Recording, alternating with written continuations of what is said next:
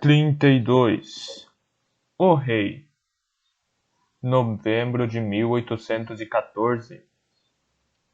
No início de novembro de 1814, Mr. Norrell foi honrado com a visita de cavalheiros nobilíssimos, um conde, um duque e 2 baronetes, que o procuraram, como disseram, para conversar sobre um assunto extremamente delicado. E tão discretos foram que meia hora após terem começado a falar, Mr. Norrell ainda desconhecia completamente o que queriam dele. Resultou que, elevados que eram, os cavalheiros ali estavam representando alguém ainda mais eminente, o Duque de York, e foram falar com Mr. Norrell a respeito da loucura do rei.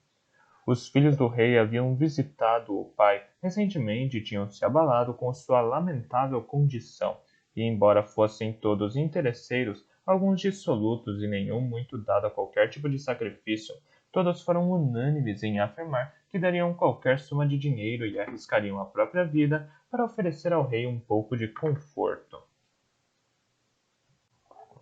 Mas assim como os filhos do rei discutiam entre si que médico o pai deveria ter, agora discutiam se um mago deveria ou não cuidar do rei. Quem mais se opunha à ideia era o príncipe regente. Muitos anos antes, durante a vida do notável Mr. Pitt, o rei sofrera um grande acesso de loucura e o príncipe o substituíra. Depois, porém, que o rei se recuperou, o príncipe viu retirados de si seus poderes e privilégios. De todas as situações mais aborrecidas no mundo, pensava o príncipe regente, a pior era sair da cama todos os dias na incerteza de ser ou não soberano da Grã-Bretanha. Assim, talvez se pudesse perdoar o príncipe por desejar que o rei permanecesse louco ou que ao menos desfrutasse do alívio que só a morte poderia lhe trazer. Mr. Norrell, que não estava inclinado a ofender o príncipe regente, recusou-se a prestar assistência ao rei, alegando que duvidava muito de que sua doença fosse suscetível de tratamento por magia. Assim, o segundo filho do rei, o Duque de York, um cavalheiro militar, perguntou ao Duque de Wellington se achava possível persuadir Mr. Strange a visitar o rei. Ah, por certo, respondeu o Duque de Wellington. Mr. Strange sempre se mostra satisfeito com a oportunidade de fazer magia. Nada lhe dá maior prazer. As tarefas de que o incumbi na Espanha impunham-lhe todo tipo de dificuldade, embora ele se queixasse muito, a verdade é que sentia grande satisfação em realizá-las. Tem em alta conta a competência de Mr. Strange. A Espanha é, como sabe Vossa Alteza, um dos lugares mais incivilizados do mundo. Lá não há de uma ponta a outra do país quase nenhuma estrada melhor do que uma trilha de cabra. Mas, graças a Mr. Strange, meus homens dispuseram de boas estradas inglesas que os levaram ainda que fosse preciso, e quando uma montanha, uma floresta ou uma cidade bloqueava o caminho, ora, Mr. Strange simplesmente a removia para outro lugar. O Duque de York observou que o rei Ferdinando da Espanha mandara uma carta para o príncipe regente, queixando-se de que o mago inglês deixara inúmeras partes do reino totalmente irreconhecíveis e exigindo que Mr. Strange retornasse e restituísse o país à forma original. Ah! Fez o Duque de Wellington sem muito interesse. Eles ainda se queixam disso, é?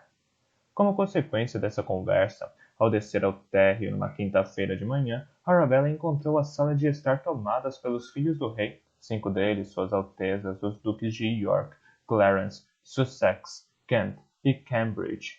Todos tinham entre 40 e 50 anos de idade, todos haviam sido homens bem apessoados, mas como adoravam comer e beber, estavam ficando um tanto obesos. Mr. Strange estava de pé, com um dos cotovelos apoiados no console da lareira, um livro de Mr. Norrell na mão e um ar de interesse cortês no rosto, enquanto suas altezas falavam ao mesmo tempo e se interrompiam na ânsia de descrever a terrível e patética condição do rei. Se visse como Sua Majestade se babuja com o pão e leite, disse o Duque de Clarence a Arabella com lágrimas nos olhos.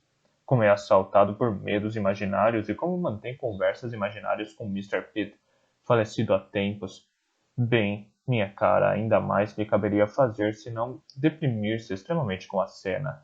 O Duque tomou a mão de Arabella e começou a acariciá-la, aparentemente supondo que ela fosse a copeira. Os súditos de Sua Majestade lamentam que ele esteja doente, disse Arabella. Nenhum de nós recebe com indiferença seu padecimento. Oh, minha cara! Exclamou o Duque com deleite. Muito me comove ouvi-la falar assim, e cravando-lhe um beijo régio, úmido e generoso, olhou-a com ternura. Se Mr. Norrell julga que não é algo possível de tratamento por magia, então honestamente não creio que haja muita esperança, disse Strange. Mas terei prazer em visitar Sua Majestade. Neste caso, retrucou o Duque de York, existe apenas o problema de Willis. Do Willis? Dos Willis? Replicou Strange. Sim, claro, exclamou o Duque de Cambridge. Os Willis são mais insolentes do que imagina. Temos de ser cautelosos para não aborrecer muito os Willis, alertou o Duque de Clarence. Do contrário, certamente se vingarão de Sua Majestade. Os Willis farão inúmeras objeções a Mr. Strange visitar o rei, suspirou o Duque de Kent. Os Willis eram dois irmãos proprietários de um manicômio no condado de Lincoln. Havia anos tratavam do rei sempre que Sua Majestade tinha crises de loucura, e sempre que o rei voltava à lucidez dizia reiteradamente a todo mundo quanto detestava os Willis e quanto se ressentia do tratamento cruel que lhe dispensavam. Arrancara da rainha, dos duques e das princesas a promessa de que, caso tornasse a sofrer outra crise de loucura, não o poriam nas mãos dos Willis. Mas de nada adiantou. Ao primeiro sinal de delírio, chamaram os Willis, que atenderam de pronto, trancaram o rei num quarto, prenderam-no a uma camisa de força e lhe ministraram fortes remédios purgantes. Creio que intrigará o leitor, pois intriga a todo mundo um rei ser tão pouco capaz de governar o próprio destino. Mas pense com que abalo cada família costuma receber os rumores da loucura.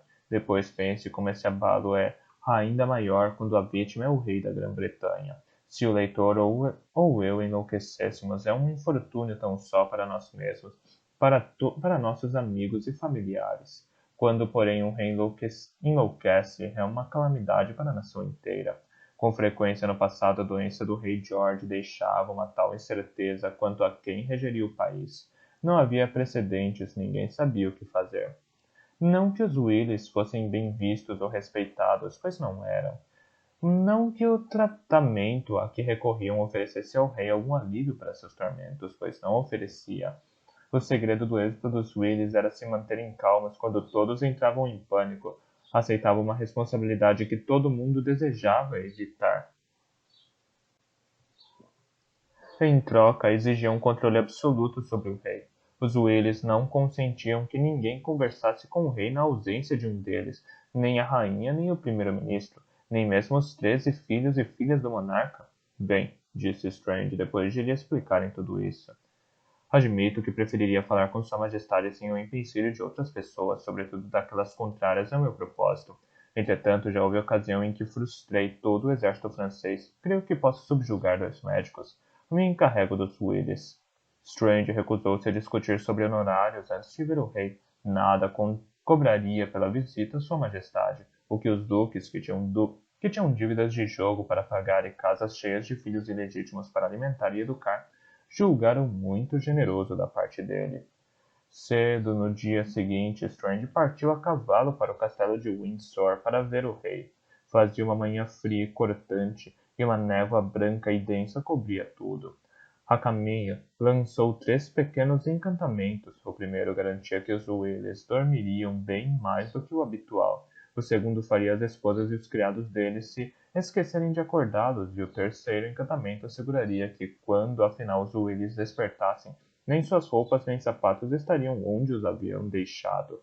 2 anos antes, Strange teria tido escrúpulos em empregar artimanhas até mesmo insignificantes como essas em 2 estranhos, mas agora não pensava 2 vezes, assim como inúmeros outros cavalheiros que haviam estado na Espanha com o Duque de Wellington, começara de modo inconsciente a imitar sua graça, que em parte agia sempre da forma mais direta possível.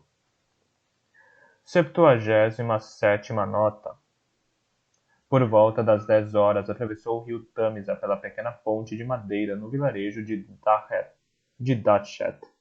Seguiu pela azinhaga entre o rio e a muralha do castelo e entrou na cidade de Windsor. No portão do castelo identificou-se para o sentinela e disse que tinha um assunto a tratar com o rei. Um criado de uniforme azul apareceu para acompanhá-lo aos aposentos reais. Era um homem polido e inteligente, como só acontece com criados de residências ilustres. Orgulhava-se em demasia do castelo e de tudo relacionado a ele. Seu grande prazer na vida era mostrar o castelo às pessoas e vê-las surpresas, pasmas, maravilhadas. Estou certo, senhor, de que esta não é a sua primeira visita ao castelo.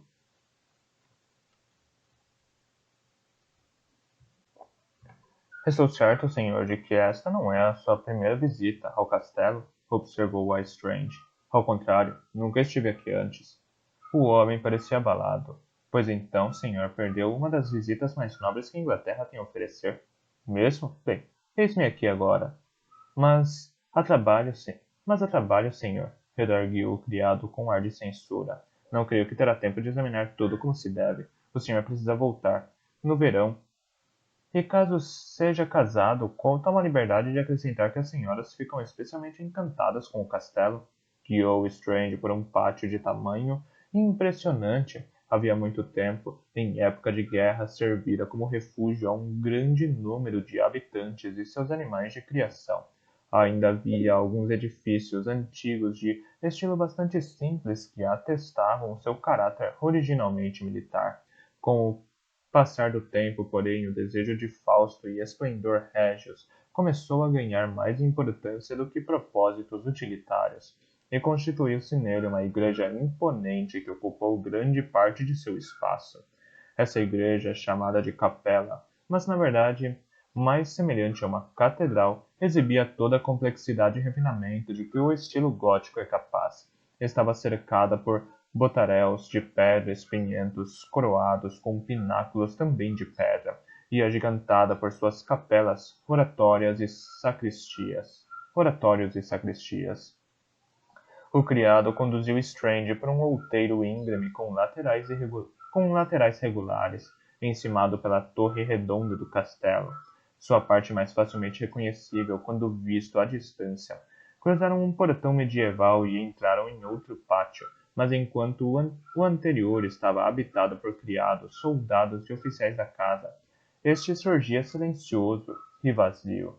É uma pena que o senhor não tenha vindo aqui alguns anos atrás, disse o criado. Naquela época podia-se visitar os aposentos do rei e da rainha mediante um pedido ao zelador. A doença do rei, entretanto, tornou isso impossível. Conduziu Strange por uma imponente entrada gótica no centro de uma extensa fileira de edifícios de pedra. Enquanto subia um lanço da escadaria, continuou a lamentar os muitos obstáculos que impediam Strange de ver o castelo. Não podia senão supor que a decepção de Strange era imensa. Já sei, afirmou de repente. Vou lhe mostrar o salão de São Jorge. Ah, não é nem uma centésima parte do que o senhor deveria ver, mas ainda assim lhe dará uma ideia da grandiosidade do castelo de Windsor. No patamar da escada, virou para a direita e seguiu com rapidez por um corredor em que havia arranjos de espadas e pistolas nas paredes. Entraram num corredor longo e alto, entre 60 e 90 metros de comprimento. Lá! Exclamou o criado com enorme satisfação, como se ele próprio as tivesse construído e decorado.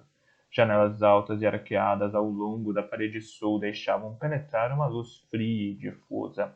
A parte inferior das paredes era apainelada com madeira de pereira, e todos os painéis representavam bordas entalhadas e douradas. A parte superior das paredes e o teto cobriam-se de pinturas de deuses e deusas, reis e rainhas. O teto mostrava Carlos II no momento de sua ascensão à glória eterna, em cima de uma nuvem azul e branca e rodeado de querubins róseos e gorduchos. Generais e diplomatas deitavam troféus a seus pés, enquanto Júlio César, Marat, Hércules e várias outras personagens importantes eram vistos em volta com certo ar de constrangimento, de súbito humilhados pela consciência de sua inferioridade diante do rei britânico. Tudo isso era extremamente magnífico, mas a pintura que chamou a atenção de Strange foi um vasto mural que se estendia ao longo da parede norte. No meio dele, dois reis estavam sentados em dois tronos. Ao lado dos monarcas de pé ou ajoelhados viam-se cavaleiros, damas, cortesãos, pajens, deuses e deusas. A parte esquerda da pintura banhava-se em luz de sol. O rei desse lado era um homem forte, bem apessoado, que exibia todo o vigor da juventude. Trajava um manto claro e seu cabelo era dourado e cacheado. Portava uma coroa de louro na testa e um cetro na mão. As pessoas e os deuses que o acompanhavam estavam equipados com elmo, peitoral, lanças e espadas, como se o artista desejasse sugerir que esse rei só atraía como amigos homens e deuses belicosos. No lado direito da pintura, a luz era fraca e sombria, como se o artista houvesse pretendido representar um crepúsculo no verão. Estrelas cintilavam acima e em volta das figuras. O rei desse lado tinha pele clara e cabelo escuro. Trajava manto negro e sua expressão era inescrutável. Usava uma coroa de folhas de eras escuras e na mão esquerda segurava um cetro de marfim delgado. Seu séquito compunha-se em boa parte de criaturas mágicas, uma fênix, um unicórnio, uma manticora, faunos e sátiros. Mas havia também algumas personagens misteriosas, uma figura masculina com um manto semelhante ao de um monge e com o cabelo sobre o rosto, e uma figura feminina de capa escura e estrelada que cobria os olhos com o braço. Entre os dois tronos estava uma jovem de túnica branca e elmo dourado na cabeça. O rei belicoso pousava a mão esquerda protetoramente sobre o ombro dela. O rei trajado de negro estendia-lhe a mão direita, enquanto a jovem também estendia a sua para ele, de maneira que as pontas de seus dedos se tocavam de leve. A obra de Antonio Verrio, um cavalheiro italiano, disse o criado, apontou para o rei à esquerda. Aquele é Eduardo III da Inglaterra do Sul. Apontou para o rei à direita. E aquele é o rei mago da Inglaterra do Norte, John Usglass. É mesmo? Disse Strange com grande interesse. Já vi estátuas dele, claro, e gravuras em livros, mas creio nunca ter visto uma pintura. E a dama entre os dois reis, quem é? É Mrs. Gwyn, uma das senhoras de Carlos II. Representa a Grã-Bretanha. Entendo. É louvável que ele ainda tenha um lugar de honra na casa do rei. Mas, de outro lado, vestem-no com trajes romanos e o fazem segurar a mão de uma atriz. O que diria ele a respeito? O criado conduziu Strange de volta ao corredor com um arranjo de armas e até uma porta preta, de tamanho imponente, encimada por um notável frontão de mármore triangular e saliente. Não posso levar o senhor adiante. Minha responsabilidade aqui termina e a dos doutores Willis aqui começa. O rei está no cômodo atrás daquela porta. Curvou-se numa mesura e desceu a escada.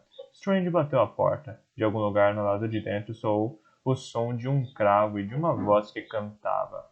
A porta se abriu e revelou um sujeito alto e robusto, entre 30 e 40 anos. Exibia um rosto redondo, branco, marcado por bexigas e salpicado de suor, como um queijo do condado de Chess. No todo, tinha uma incrível semelhança com o homem da lua que dizem ser feito de queijo. Barbeara-se com uma habilidade não muito grande e aqui e ali no rosto branco despontavam 2 ou 3 pelos pretos ásperos, como se uma família de moscas tivesse se afogado no leite antes de o queijo ser feito e suas pernas se projetassem para fora dele. Seu casaco era de droguete marrom grosseiro, e a camisa e o lenço de pescoço de um linho ordinário.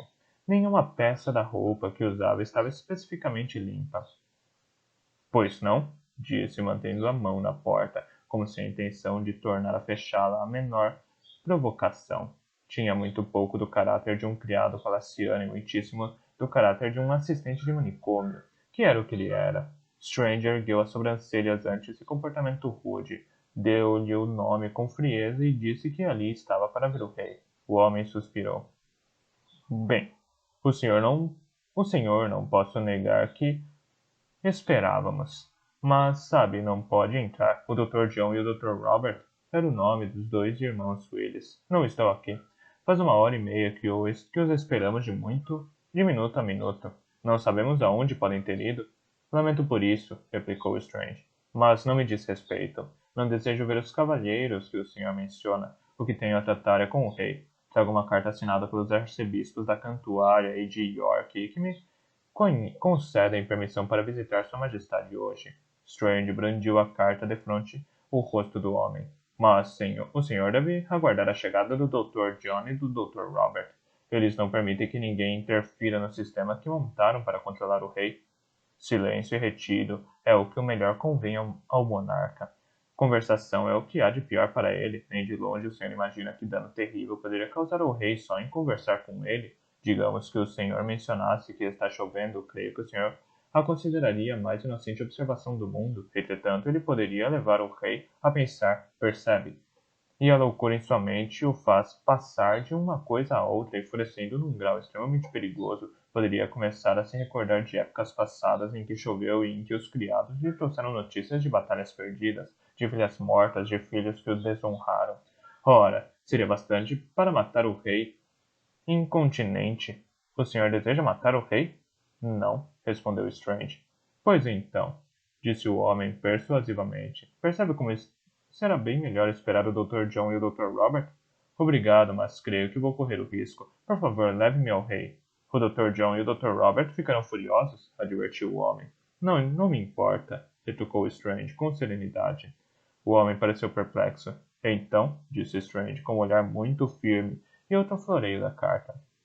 Vai me deixar ver o rei ou prefere desafiar a autoridade dos dois arcebispos? Esta é uma atitude gravíssima, punível com... Bem, não sei exatamente com o que, mas imagino que com algo bastante severo.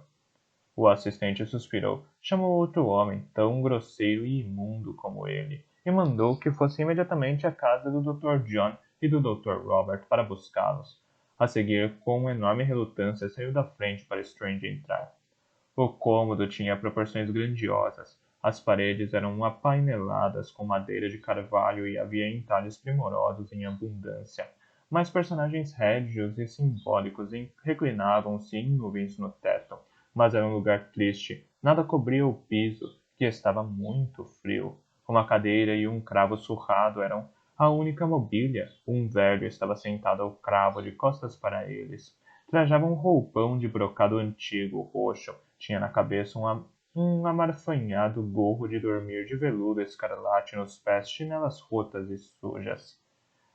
Tocava com enorme vigor e cantava muito alto em alemão. Quando ouviu o som de passos que se aproximavam, parou.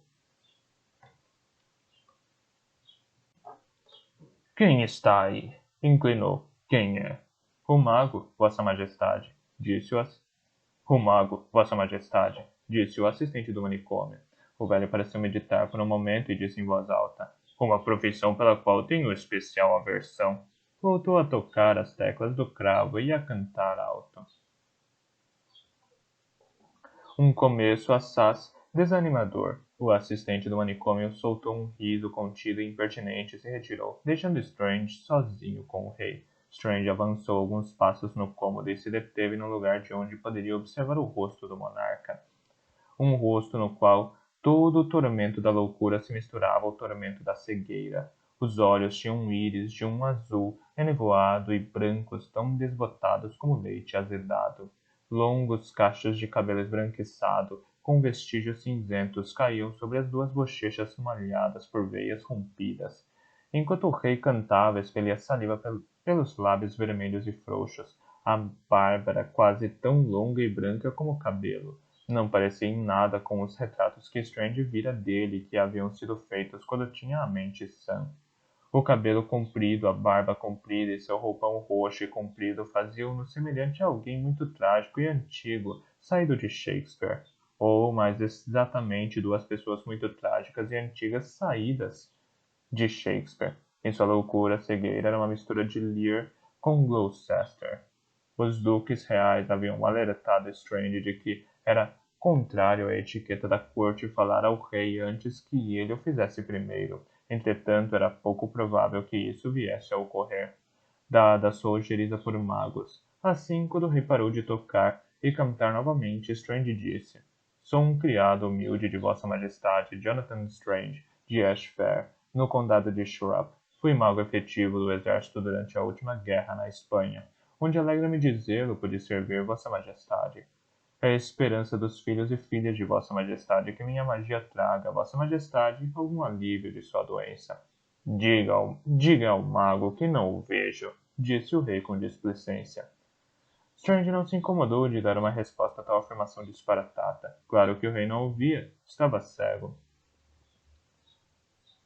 Mas vejo o companheiro dele perfeitamente, prosseguiu Sua Majestade em tom de aprovação.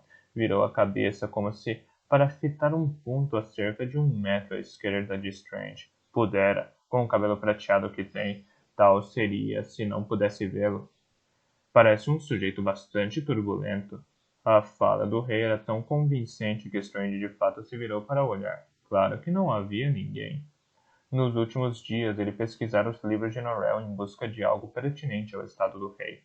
Havia, surpreendentemente, pouquíssimos encantamentos para curar loucura. Na verdade, encontrou apenas um, e mesmo assim não estava seguro de que a que se destinava. Era uma prescrição em revelações de 36 outros mundos de Ormskirk. Ormskirk disse que aquela magia dissiparia ilusões e corrigiria as ideias erradas. Strange pegou o livro e releu o encantamento. Era singularmente obscuro, consistindo tão só nas seguintes frases: Ponha-lhe nos olhos a lua e a sua brancura devolverá as visões falsas que o impostor nele pôs. Ponha-lhe nas orelhas um enxame de abelhas. Abelhas prezam a verdade e destruirão as mentiras do impostor. Ponha-lhe sal na boca para que o impostor não tente agradá-lo com o sabor do mel ou desagradará-lo com o sabor das cinzas. Crave-lhe a mão com pregos de ferro para que não erga e cumpra a ordem do impostor. Ponha-lhe o coração num lugar secreto para que todos os desejos sejam dele e neles o impostor não encontre abrigo. Nota: a cor vermelha talvez seja benéfica. Contudo, enquanto lia até o fim, Strange viu-se forçado a admitir que não fazia a menor ideia de seu significado. 78ª nota. Como poderia o mago buscar a lua para o doente? E se a segunda parte estivesse correta, os duques teriam feito melhor ao empregarem um apicultor, em vez de um mago. Strange tampouco acreditava que suas altezas ficariam muito satisfeitas se ele começasse a perfurar as mãos do rei com pregos de ferro. A nota sobre a cor também era bizarra. Achava que se lembrava de ter ouvido ou lido algo sobre o vermelho, mas não conseguia recordar o que era. O rei entre mentes conversava com uma pessoa imaginária de cabelo prateado. Desculpe-me tê-lo tomado por uma pessoa comum, disse. O senhor pode ser um rei, como diz, mas simplesmente ouso afirmar que jamais ouvi falar de um de seus reinos. Onde fica a esperança perdida? Onde ficam os castelos azuis? Onde fica a cidade de Anjos de Ferro? Eu, por meu turno, sou rei da Grã-Bretanha, um lugar que todos conhecem e que se encontra claramente assinalado em todos os mapas. Sua Majestade fez uma pausa, provavelmente aguardando a resposta da pessoa de cabelo prateado, porque de repente exclamou: Ah, não se zangue, por favor, não se zangue, o senhor é rei, eu sou rei, sejamos reis juntos, não há necessidade de nos zangarmos. Tocarei e cantarei para o senhor. Tirou uma flauta do bolso do roupão e começou a tocar uma área melancólica. Como experimento, Strange se adiantou e arrancou o gorro de dormir, escarlate de Sua Majestade. Observou atentamente para ver se o rei tornava-se mais enlouquecido sem o gorro, mas depois de alguns minutos de observação viu-se forçado a admitir que não via diferença. Pôs o gorro de volta.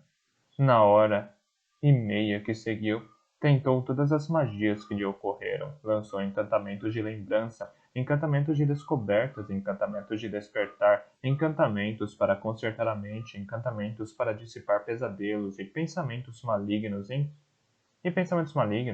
encantamentos para encontrar ordem no caos, encantamentos para descobrir outro caminho quando um se perdeu, encantamentos de desmistificação, encantamentos de discernimento, encantamentos para reforçar a inteligência, encantamentos para curar doença e encantamentos para reparar um membro quebrado.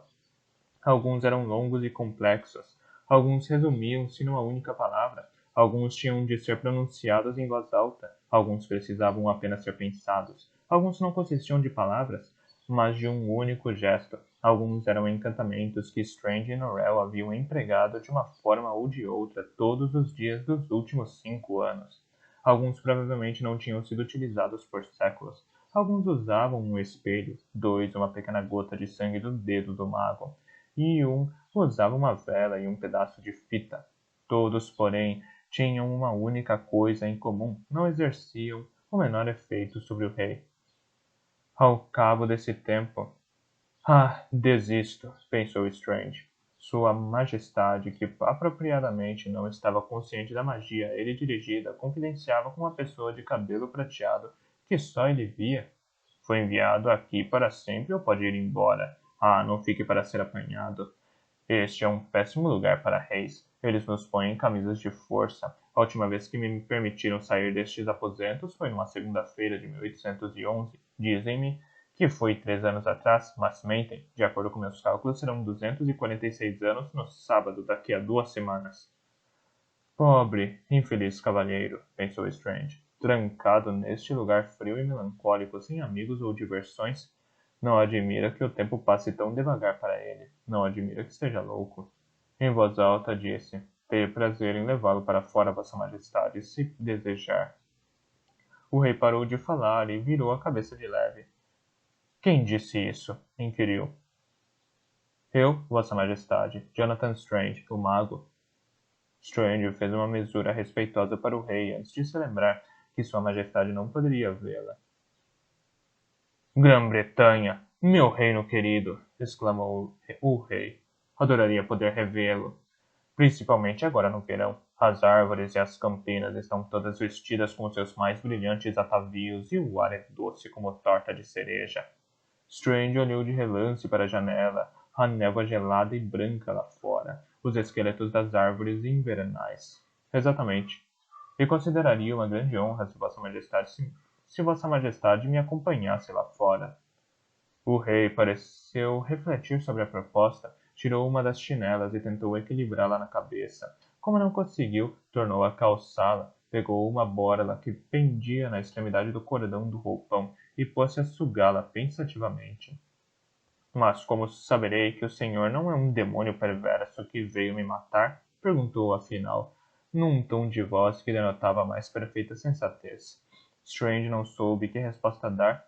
Enquanto pensativo no que dizer, o rei continuou. Claro que se for um demônio perverso, sabe que sou eterno e não posso morrer. Se eu descobrir que é meu inimigo, baterei com força o pé no chão e o mandarei de volta para o inferno. Mesmo, Vossa Majestade tem de me ensinar esse truque. Gostaria de aprender algo tão útil.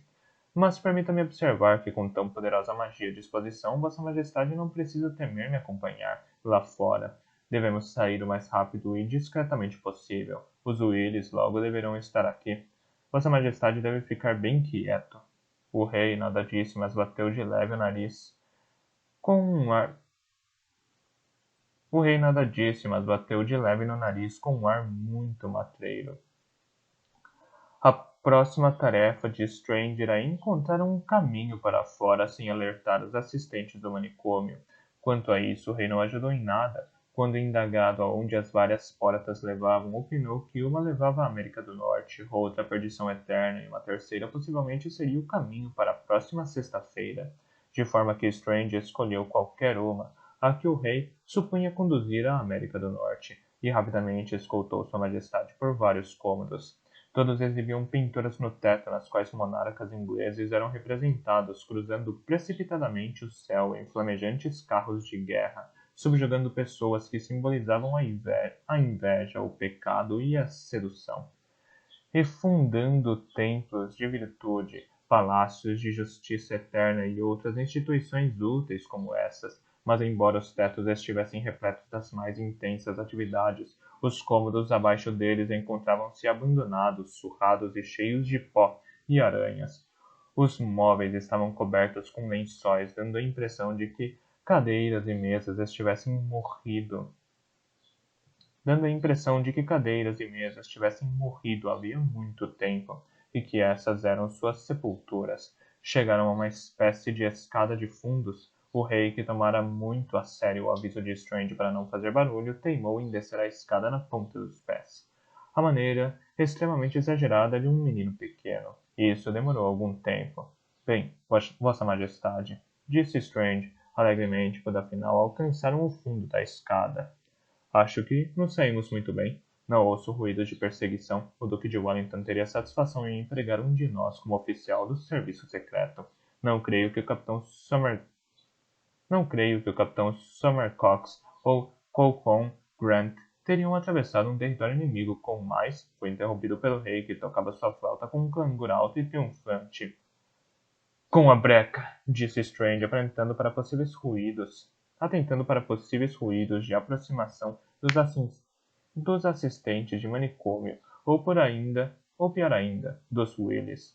Mas nada aconteceu. De algum lugar muito perto vinha o som estranho e irregular de pancadas e estrépidos, acompanhado de gritos e gemidos, como se alguém estivesse sendo espancado por um monte de vassouras ao mesmo tempo. A parte disso, tudo era silêncio. Uma porta se abriu para um amplo terraço de pedra.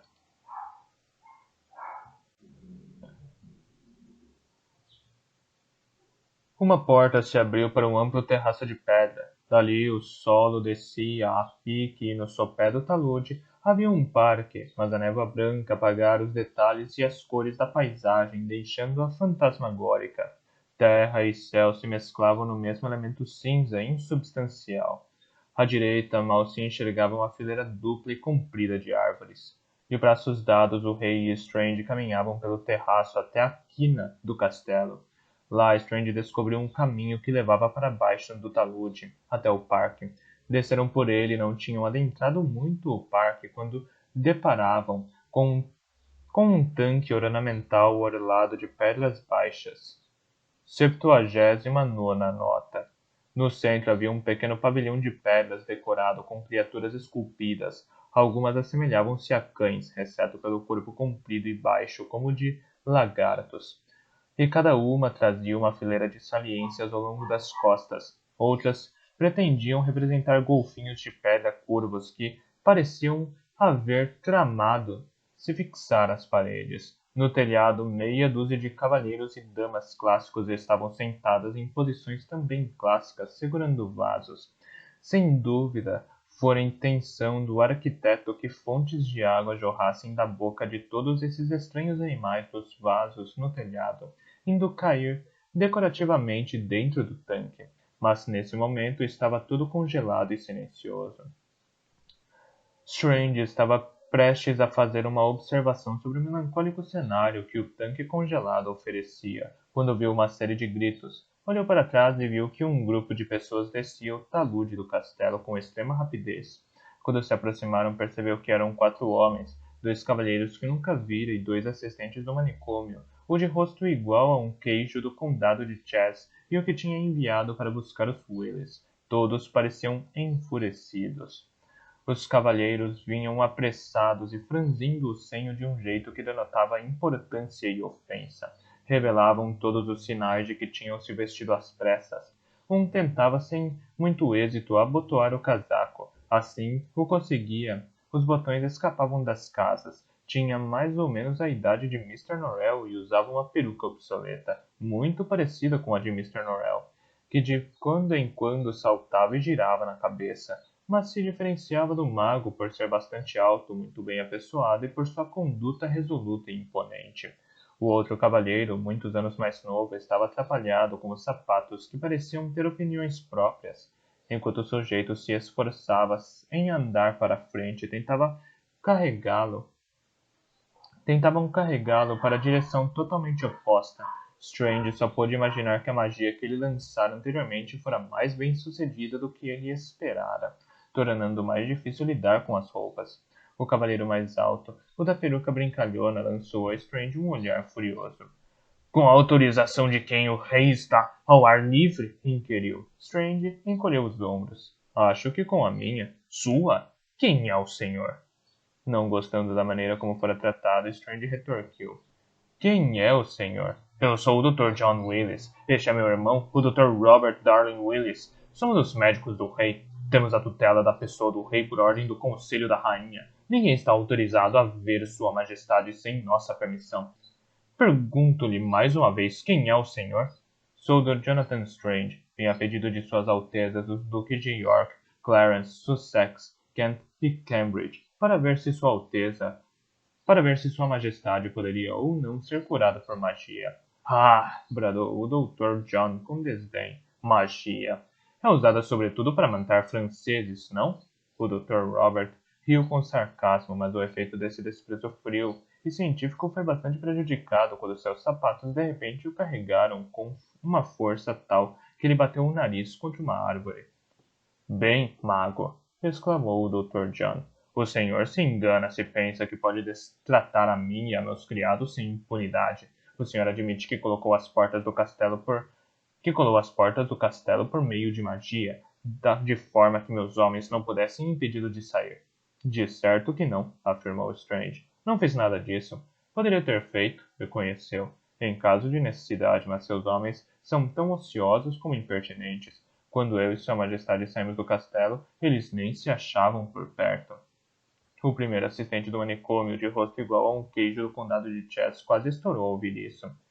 Não é verdade! Bradou. Dr. John, Dr. Robert, peço-lhes que não deem ouvido a essas mentiras. O Martin aqui, apontou para o outro assistente do manicômio. Perdeu a voz completamente, não pôde emitir um som sequer de alerta. O outro assistente do manicômio fazia trejeitos e gestos furiosos para confirmar. Quanto a mim, senhor, eu estava no corredor, ao pé da escada, quando a porta se abriu no alto.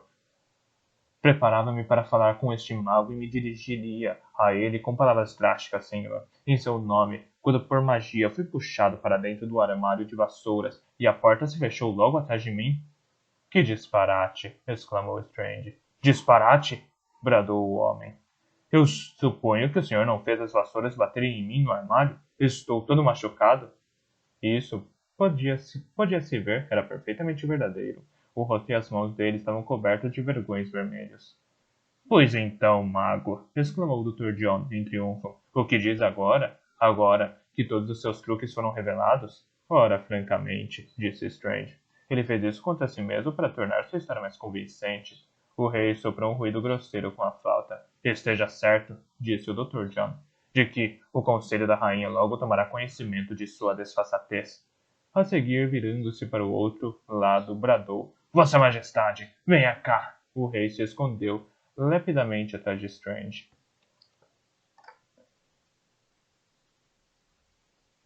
Ficaria penhorado ao senhor se devolvesse o rei aos meus cuidados, disse o Dr. John. Isso eu não farei, afirmou Strange. Então o senhor sabe como os lunáticos devem ser tratados, não é? Disse o Dr. Robert com escárnio. Estudou o assunto? Sei que manter um homem isolado, negar-lhe exercícios e troca diários, não pode ser cura de nada de modo algum, respondeu Strange. É uma barbaridade. Eu não manteria nem mesmo um cão em tais condições. Ao falar assim, acrescentou o Dr. Robert, o senhor apenas traz sua ignorância. A solidão e a tranquilidade das quais o senhor tão energicamente reclama são os funcionamentos de todo o nosso sistema de tratamento do rei. Ah, fez Strange. O senhor o chama de sistema? E em que consiste esse sistema? Existem 3 princípios mestres, afirmou o Dr. Robert. Intimidação. O rei extraiu algumas notas tristes da flauta. Isolamento, que se transformaram numa breve melodia solitária. E repressão, e terminaram numa longa nota com um suspiro. Dessa forma, prosseguiu o Dr. Robert, todas as fontes possíveis de excitamento são suprimidas e ao paciente se nega material com que elabore fantasias e ideias inadequadas. Mas no fim, acrescentou o Dr. John, é pela imposição da vontade do médico sobre o paciente que a cura se efetua. É a força do caráter do médico que lhe determina o sucesso ou o fracasso. Muitas pessoas observaram que nosso pai era capaz de dominar lunáticos simplesmente olhando fixo para eles. Mesmo? Fez Strange. mostrando-se interessado mesmo contra a vontade. Nunca pensei nisso antes, mas algo semelhante é por certo verdadeiro no que concerne a magia. Em muitas ocasiões, o sucesso de uma magia depende da força de caráter do mago. Verdade, disse o Dr. John, lançando um olhar breve à esquerda. Sim. Veja Martin Pale, por exemplo. Pois bem, os olhos de Strange voltaram-se involuntariamente para onde o Dr. John olhara, um dos assistentes do manicômio. O que não conseguia falar rastejava em torno do tanque ornamental em direção ao rei com um objeto de cor clara nas mãos. De início, Strange não distinguiu o que era. A seguir o reconheceu. Era uma camisa de força. Várias coisas aconteceram ao mesmo tempo. Strange gritou algo, não soube o que. O outro assistente do manicômio investiu na direção do rei. Os dois Willys tentaram agarrar Strange. O rei soprou guinchos agudos de alarma com a flauta e ouviu-se um estranho barulho, como se centenas de pessoas tivessem pigarreado ao mesmo tempo. Todo mundo parou e olhou em volta. O som pareceu saído do pequeno pavilhão de pedra no centro do tanque congelado. De início, da boca de cada criatura pétrea, surgiu uma densa nuvem branca, como se todas tivessem exalado ao mesmo tempo. As nuvens de hálito brilharam. As nuvens de hálito brilharam e faiscaram na luz esparsa e indistinta, e depois caíram no gelo com um débil som tilintante. Pairou um silêncio, logo seguido de um som horrendo, como se blocos de mármore estivessem se partindo ao meio. Depois as criaturas de pedra se desprenderam das paredes do pavilhão e puseram-se a rastejar e a bambolear sobre o gelo em direção aos Willys. Seus olhos de pedra vazios reviraram-se nas órbitas, suas bocas de pedra se abriram e de cada garganta de pedra jorrou uma coluna d'água. Caudas de pedras serpenteavam de um lado para o outro e pernas de pedra se erguiam e baixavam, rígidas. Os canos de chumbo que conduziam água para as bocas das criaturas se estendiam magicamente por trás delas. Os Willys e os assistentes do manicômio não despregavam os olhos de tudo aquilo, incapazes de compreender o que acontecia. As criaturas grotescas rastejavam, arrastando os canos atrás de si e ensopando os Willys de água. Os Willys gritavam e saltavam de um lado para o outro, mais de medo que por alguma dor que sentiam. Os assistentes do manicômio fugiram, enquanto aos Willys permaneceram por mais tempo com o rei. Isso estava fora de questão. Em contato com o ar frio, as roupas encharcadas começavam a se tornar gélidas. O mago! Bradou o Dr. John, quando se virou para retornar ao castelo. Ora, é só o outro nome para mentiroso. Lord Liverpool saberá disso, mago. Saberá de que forma o senhor trata os médicos do rei. Ah, teria dito mais, mas essas esculturas de pedra no telhado do pavilhão haviam se levantado e começado a apedrejá-lo. Strange limitou-se a lançar um sorriso desdenhoso aos dois Willys. Demonstrava, porém, mais segurança do que na verdade sentia. O fato é que um leve desconforto começava a invadi-lo. Toda a magia que fora feita não havia sido realizada por ele.